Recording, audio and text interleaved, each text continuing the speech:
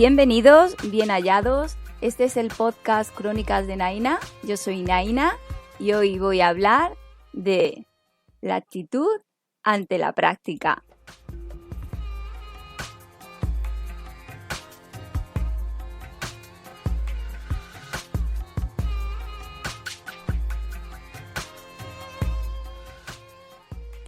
El concepto de actitud ante la práctica se desarrolla en el contexto del yoga y se puede transportar a la actitud ante la vida.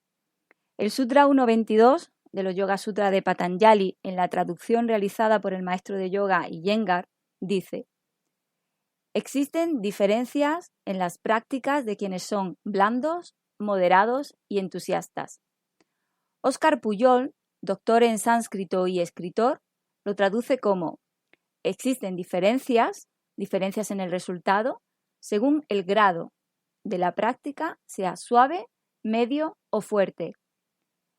TKV de Sikachar, no sé si lo he pronunciado bien, hijo del que es considerado padre del yoga moderno, Krishnamacharya, lo traduce de una forma diferente y dice: la profundidad de la fe varía inevitablemente de una persona a otra y en una misma persona varía con el tiempo.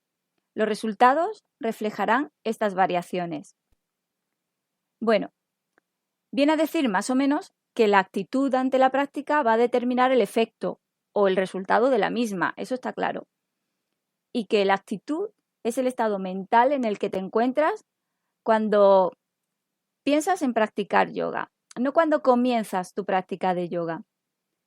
Porque la actitud se presenta mucho antes de estirar la esterilla. Incluso podemos remontarnos al momento en el que nos levantamos, cuando visualizamos el día que tenemos por delante. Cuando pensamos en practicar yoga, ¿cuál es el pensamiento que nos surge? Hoy a las 7 clase de yoga, algo neutral. A las 7 tengo que ir al yoga, desganado, apático. Qué bien, a las 7 clase de yoga me voy a ir 10 minutos antes para calentar y ponerme en marcha, muy hiperactivo. Estos pensamientos están condicionados por un guna dominante, el que se tenga ese día, y van a determinar lo que se conoce como actitud ante la práctica. ¿Qué es eso del guna dominante? Bueno, ¿qué es eso de guna? Pues guna, G-U-N-A, es un término en sánscrito. El sánscrito es la lengua más antigua de la India, es el idioma indoario en el que están escritos los textos más antiguos, como los Vedas o los Upanishad, que recogen todo el conocimiento y filosofía antiguo de la India. Pues bien, guna, que es un término sánscrito, su definición es cualidad, así simple, cualidad, y aparece en la filosofía Samkhya.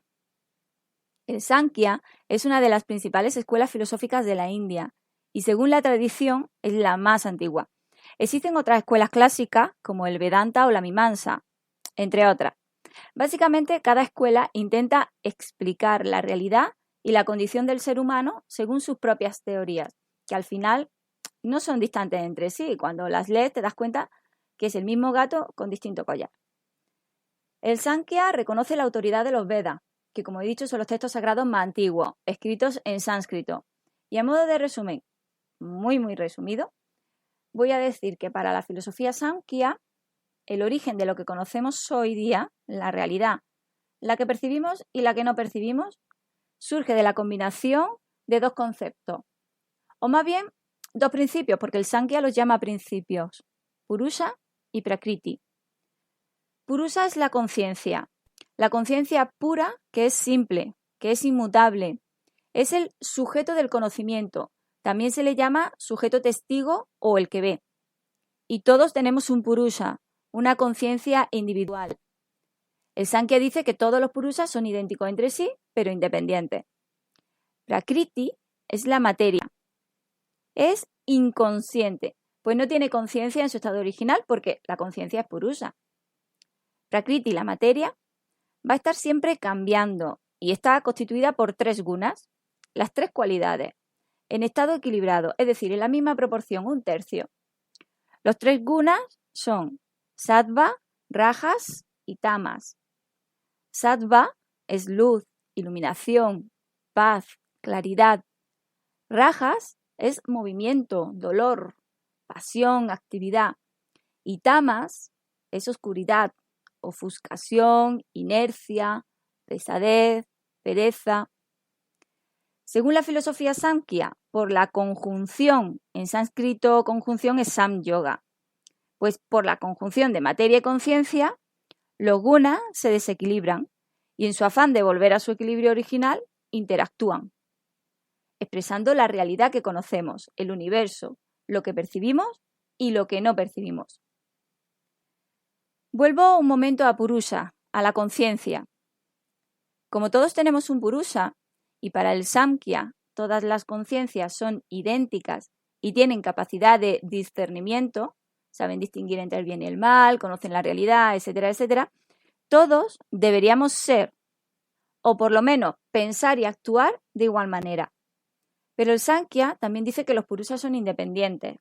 Por lo tanto, las diferencias que existen entre las personas vienen condicionadas porque los Purushas individuales quedan atrapados y confundidos por la constitución gúnica particular, es decir, el guna que marca nuestro ser. Y como los gunas son cambiantes, igualmente nosotros somos cambiantes. A lo largo de nuestra vida nuestra conciencia va cambiando, puede evolucionar o involucionar, depende del entorno, de las costumbres, etcétera, etcétera. Por lo tanto, según el guna que predomine, así va a ser mi actitud ante la práctica. Si se expresa sattva, la actitud será de claridad, tranquilidad, paz. Si se expresa rajas, el cuerpo va a querer realizar ejercicio físico, va a querer sudar. Y si es tamas, se va a tener una actitud perezosa, no va a apetecer mucho practicar yoga. Dentro del contexto del yoga, lo que realmente busca un yogi es mantener una actitud sátvica, no solo para el rato que está en la esterilla, sino para aplicarla en su día a día. Es difícil porque los gunas están en continuo movimiento. Por ejemplo, al amanecer domina sattva y se dice que es el mejor momento para meditar y practicar yoga. Al mediodía es rajas, es el momento de más actividad, de más movimiento. Y al atardecer, nochecer, tamas, que es el momento en el que nos movemos pesados, cansados y apetece descansar, desconectar. Nuestro cuerpo se vuelve tamásico. Con ayuda de la meditación se puede trabajar la autocontemplación. Al observarte y conocerte mejor, puedes determinar cuál es el guna predominante en un momento determinado o en un periodo. Esto es una herramienta que te permite aceptar la realidad del momento presente, es decir, aceptar que en mi ser, a lo largo del día, se van a manifestar los tres gunas. Como estoy trabajando en la autocontemplación durante la meditación, reconoceré cuando estoy sátvica, rajásica o tamásica. Por lo tanto, voy a aprovechar este conocimiento para ponerlo a mi favor y practicar yoga y meditación cuando me encuentro más sátvica. Desarrollar una actividad o trabajo cuando me encuentro rajásica, pues estoy más alerta y activa. Y descansar cuando me vuelvo tamásica, que no me va a apetecer nada. Resumiendo y ya para finalizar, la actitud ante la práctica va a estar influenciada por alguno de los tres gunas. Por un lado tenemos el que es propio de mi constitución y por otro el que es propio del momento en el que nos encontramos. De ahí nuestra práctica puede ser suave, moderada o entusiasta, como dice el Sutra 1.22. Y no hay que confundir la actitud como proceso mental que nos va a acompañar a lo largo de nuestra vida yógica con la intensidad con la que se desarrolla la práctica en la esterilla. ¿Están directamente relacionadas? Por supuesto. Si soy entusiasta, mi práctica en la esterilla va a ser más intensa, más presente. Pero como todo es cambiante y mi cuerpo también, y no siempre está igual, no significa que si un día tu práctica no es intensa, hayas perdido el entusiasmo. Porque el entusiasmo es la actitud y es el que hay que mantener activo independientemente de los cambios que se puedan ocasionar a nuestro alrededor. Así que, observando los gunas a través de la meditación, podremos conocernos mejor para incorporar una actitud entusiasta y avanzar en nuestro camino yógico, en nuestro sadhana. Gracias por escucharme. Hasta pronto. Namaste.